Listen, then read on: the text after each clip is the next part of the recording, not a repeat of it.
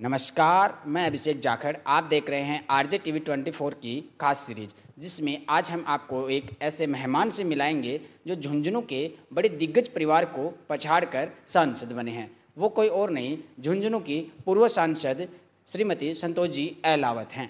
नमस्कार संतोष जी, आपका RJ TV 24 की खास सीरीज में स्वागत। नमस्कार अभिषेक जी, मैं भी आपका स्वागत करती हूँ। आप आए और अपने प्लेटफॉर्म से मुझे बोलने का, मेरी बात कहने का मौका दे रहे हैं। जी मैडम, हम शुरुआत करते हैं आपका शिक्षा के क्षेत्र से, क्योंकि आपने झुंझुनू में शिक्षा के क्षेत्र में छात्रों को आगे लाने के लिए बहुत से प्रयास किए। तो इसके पीछे का आपके झुंझुनू को, युवाओं को आगे लाने के लिए क्या विजन था?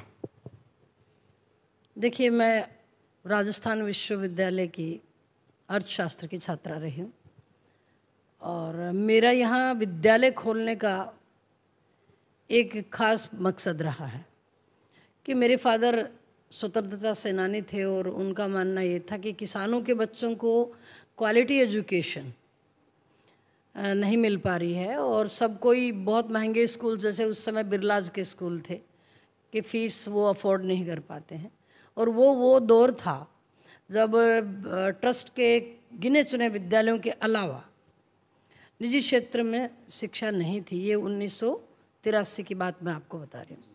तब मैंने ये विद्यालय शुरू किया। मेरी उम्र भी उस समय बहुत छोटी थी, लेकिन मेरा मकसद मात्र ये था कि इस ग्रामीण एरिया के किसान, मजदूर, खेतीहर लोग, छोटे लोग, उनके बच्चों को भी दूसरे बच्चों के समकक्ष कैसे खड़ा किया जाए, शिक्षा के क्षेत्र में कैसे क्वालिटी एजुकेशन इस ग्रामीण एरिया को दी जाए। इस मकसद से मैंने यहाँ विद्यालय शुरू किया था। संतोष जी, हम आपके ससुराल की बात करें तो वो भी शिक्षा के क्षेत्र में जुड़े हुए हैं। तो आपने शिक्षा को छोड़ के अब राजनीति में आए, तो इसके पीछे क्या वजह है? देखिए, मैंने कभी भी राजनीति में आने का सोचा ही नहीं था। इस क्षेत्र में मेरी कोई रुचि भी नहीं थी, कोई रुझान भी नहीं था। सबसे पहले मैंने जिला परिषद का चुनाव लड़ा और वो लोगों के कहने मात्र से लोग समझते थे कि मैं बात को ठीक से रिप्रेजेंट कर पाती हूँ, मैं लोगों के हकों के लिए लड़ सकती हूँ। उनका ये ट्रस्ट मुझ में था, तो उन्होंने मुझे सबसे पहले इस बात के लिए प्रेरित किया और पहला चुनाव मैंने अपनी लाइफ का लड़ा जिला परिषद सदस्य और उसमें विजय हासिल की। इसके बाद मैंने भाजपा ज्वाइन किया। उस समय भंवरलाल जी शर्मा साहब पीएचडी मिनिस्टर थे, उन्होंने मुझे यहाँ भाजपा की सदस्यता ग्रहण कराई। तब से आज तक मैं भारतीय जनता पार्टी की सदस्य हूँ। जी, आपने भाजपा की बात की। भाजपा ने आपको काफ़ी बार चुनाव लड़े और उसमें हार मिली आपको, तो उन्होंने आपको किनारे कर दिया। तो उसके बावजूद आपने किसी अन्य दल में जाना नहीं उचित समझा, तो इसके पीछे क्या वजह है और क्या कारण है? नहीं, मैं बहुत सारे चुनाव हारी हूँ, ऐसा नहीं है। मैं 2 चुनाव, भाजपा ने कभी भी मुझसे किनारा नहीं किया और ना मैंने भाजपा से किनारा किया है। ये मेरी बोर्न पार्टी है भाजपा। मैं एक कार्यकर्ता की हैसियत से सदैव काम करती रही हूँ और आपने जिक्र किया और आपने देखा है कि पहली बार लोकसभा में भाजपा का कमल खिला और 2014 में करीब 3.25 लाख वोटों से हमने प्रतिष्ठित एक कांग्रेस के परिवार को शिकस्त दी।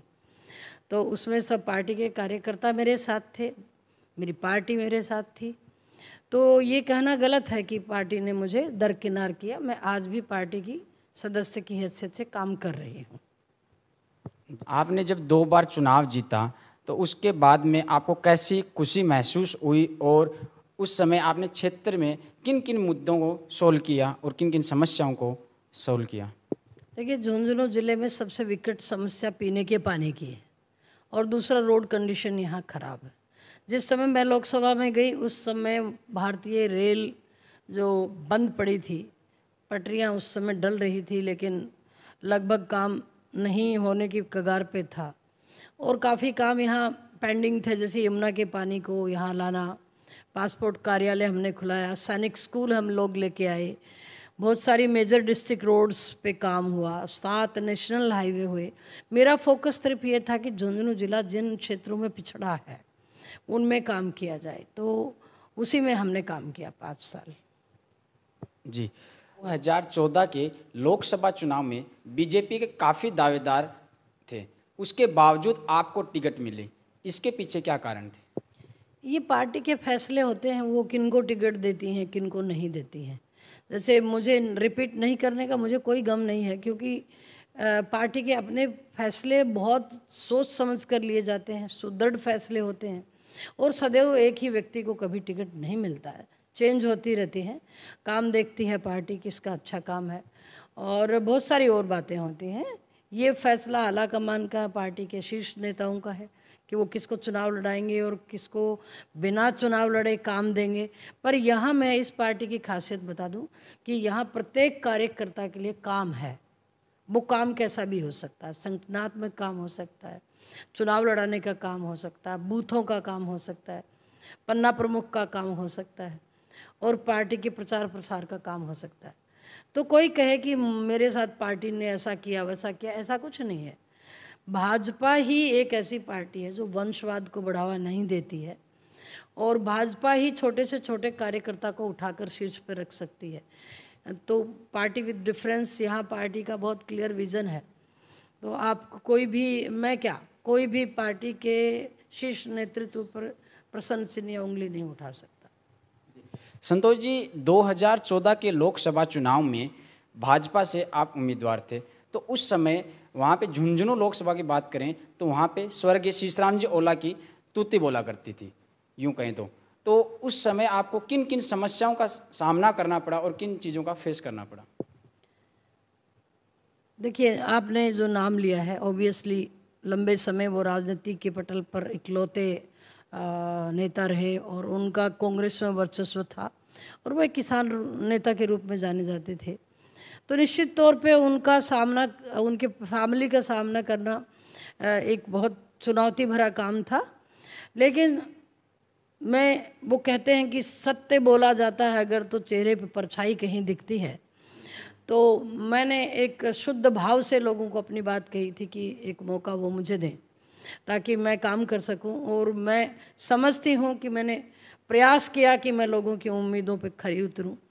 मैंने कोशिश की कि मैं हर कार्यकर्ता के साथ खड़ी अपने आप को महसूस कराऊं उनको। तो वो मैंने किया है। चुनौतियां तो देखिए हर फील्ड में है, जीवन अपने आप में एक चुनौती है। तो चुनौतियां तो आप छोटा चुनाव, पंच का चुनाव लड़ोगे तो ज़्यादा चुनौतियां होंगी। तो निश्चित तौर पे लोकसभा का 2014 का चुनाव बहुत चुनौती भरा था, पर क्योंकि लोग साथ थे, क्योंकि जनता का बहुत बड़ा विश्वास मेरे साथ रहा, क्योंकि मेरी पार्टी पूरी खड़ी थी मेरे साथ, और क्योंकि मेरा ट्रस्ट किया था मेरे नेताओं ने और मेरी पब्लिक ने, तो हम लोग निश्चित तौर पे जीत गए। जी, तो क्या कारण रहे फिर 2019 के लोकसभा चुनाव में आपको भाजपा ने विश्वास नहीं जताया? नहीं, मेरा भाजपा ने विश्वास नहीं जताया ये नहीं है, ऐसा मैं आपको पूर्व में भी कह चुकी हूँ, पुनः कह रही हूँ। टिकट किसी का कटना इसका मतलब ये नहीं है कि उस पर पार्टी विश्वास नहीं करती। मेरी पार्टी को आज भी मुझ पर विश्वास है, मुझे अपनी पार्टी पर आज भी विश्वास है, और मैं नेतृत्व के द्वारा किए गए फैसले का आदर करती हूँ, सम्मान करती हूँ। वो जो फैसला करेंगे किसी दिन भी मेरे लिए या किसी अन्य लोगों के लिए, मैं सदैव उस फैसले को सर माथे पे रखूँगी। जी, 2023 के विधानसभा चुनाव और 2024 के लोकसभा चुनाव को आप किस तरीके से देखते हैं? देखिए, 2024 के लोकसभा चुनाव को तो आप ये मान के चलिए कि आगे आने वाले 30-40 सालों तक भाजपा केंद्र सरकार बनाएगी अपने बलबूते पर, कोई डाउट नहीं है। आदरणीय प्रधानमंत्री जी नरेंद्र भाई मोदी के नेतृत्व में जिस प्रकार काम हो रहा है हिंदुस्तान को ऊंचा उठाने का, वो सब कुछ सब देख रहे हैं, सबको महसूस हो रहा है। तो वो तो आप छोड़ दीजिए। रही 2023 की राजस्थान में सरकार बनाने की बात, जीतेगी तो भाजपा ही, सरकार तो बनेगी भाजपा की ही। तो आज लोगों को आप देख रहे हैं, बिजली नहीं है, क्या कंडीशन यहाँ किसानों की, रीट की परीक्षा आपने देखी होगी कैसे बनी है, कैसे कैसे घपले हुए हैं, पेपर्स खुले हैं, महिलाएं सुरक्षित नहीं है, बेरोजगारों को रोजगार नहीं है, कोई रोजगार भत्ता नहीं है, पीने के पानी की व्यवस्था सरकार कर नहीं पा रही है।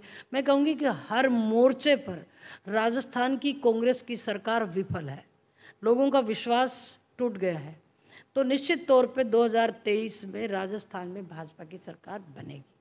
जी, आपने भाजपा की सरकार की बात की, आप बड़े नेता हो, तो मैं आपसे ये जानना चाहता हूँ कि भाजपा के अंदर अभी दर्जन भर नेता मुख्यमंत्री के फेस पे उभर रहे हैं, तो इसको लेकर आप कैसा सामना करना पड़ेगा आपको? आप चिंता मत करिए, सब जगह बड़े परिवार हो जाते हैं तब छोटी मोटी बातें होती रहती हैं। हमारा जो शीर्ष नेतृत्व है उनको सब चीज़ें ये सुलझानी आती हैं, करनी आती हैं, और दावेदारी करना दूसरी बात है। जिसे आला कमान नियुक्त करेगा वो मुख्यमंत्री का चेहरा होगा, तो ज़्यादा चिंता इस विषय में किसी को भी नहीं करनी चाहिए। पर मैं आपको पुनः एक बार सुदृढ़ आत्मविश्वास के साथ कहती हूँ कि 2023 में राजस्थान में भाजपा की सरकार बनेगी और 2024 में प्रचंड बहुमत के साथ केंद्र सरकार भाजपा की बनेगी और बहुत लंबे समय तक आदरणीय नरेंद्र भाई मोदी के नेतृत्व में ये देश प्रगति दर प्रगति आगे आगे बढ़ता जाएगा। जी, आपने महंगाई की बात की, तो बेरोजगारी की बात की, जो अभी रीट परीक्षा है उनको लेके बात की, तो संतोष जी मैं आपसे ये जानना चाहता हूँ कि अभी पेट्रोल और डीजल की कीमतें भी बहुत उछाल मार रही है, तो इसको लेकर आप क्या कहना चाहोगे? देखिए, पेट्रोल और डीजल आपने एक बात कही, उछाल मार रही है। हमारे स्टेट में स्टेट ड्यूटी लग के पेट्रोल और डीजल दोनों ज़्यादा महंगे हो गए हैं, मैं सहमत हूँ, अन्य प्रदेशों के मुकाबले। अब देख लीजिए हरियाणा में पेट्रोल डीजल हमसे सस्ता है क्योंकि स्टेट ड्यूटी वहाँ पे कम है। तो मैं आदरणीय मुख्यमंत्री जी अशोक जी गहलोत को कहूँगी कि ज़रा स्टेट ड्यूटी कम करें, वो लोगों को राहत की सांस मिले। और रही पेट्रोल डीजल की बात, महंगा घटना बढ़ना, ये बहुत कुछ अंतर्राष्ट्रीय बाज़ारों पे भी निर्भर करता है। जी मैडम, मैं अब आपसे ये जानना चाहता हूँ, आप झुंझुनू से आते हैं जहाँ वीरों की भूमि कहा जाता है। झुंझुनू में सबसे ज़्यादा जवान जाते हैं सेना भर्ती में, तो सेना भर्ती जो पिछले काफ़ी समय से लंबित पड़ी है वो नहीं आ रहे, केंद्र सरकार ने अभी तक उसकी कोई घोषणा भी नहीं की है। और एक सीकर के ही जवान ने सीकर से लेकर दिल्ली तक पैदल यात्रा भी की थी, तो आप सीकर के और शेखावाटी के जो हैं झुंझुनू के लोग, उनके लेकर सेना भर्ती के लेकर क्या कहना चाहोगे? आपका सवाल बहुत संवेदनशील है।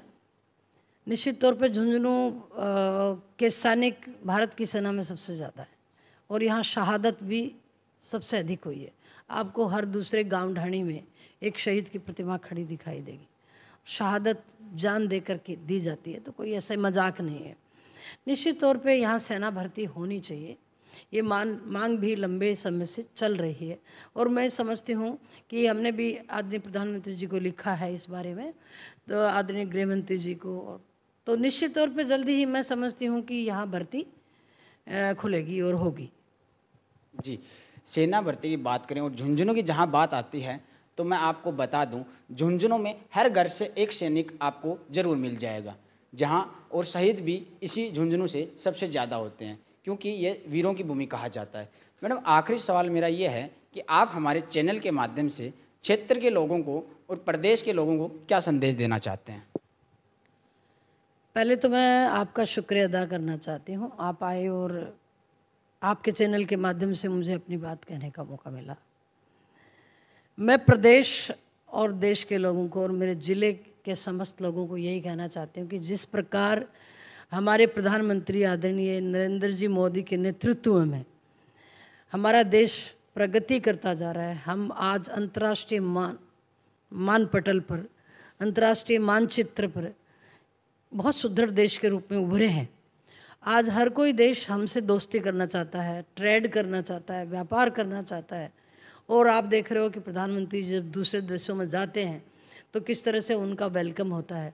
तो पहले भारत जो सोने की चिड़िया कहा जाता था, विश्व गुरु कहा जाता था, उसकी तरफ हमारे कदम निरंतर बढ़ रहे हैं।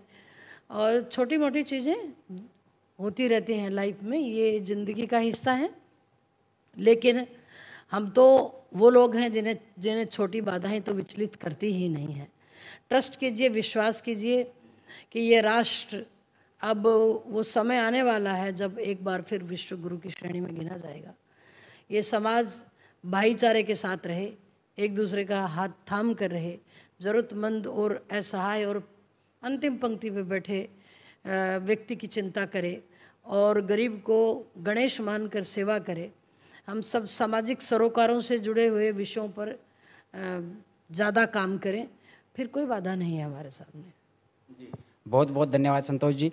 तो ये थे हमारे साथ संतोष जी अहलावत, जो झुंझुनू से पूर्व सांसद रह चुके हैं। और फिर मिलेंगे एक नए मेहमान के साथ, तब तक देखते रहिए RJTV24। आइए जुड़िए हमारे साथ और एक समाज को नई दिशा देने का काम करते हैं। जय हिंद, जय राजस्थान।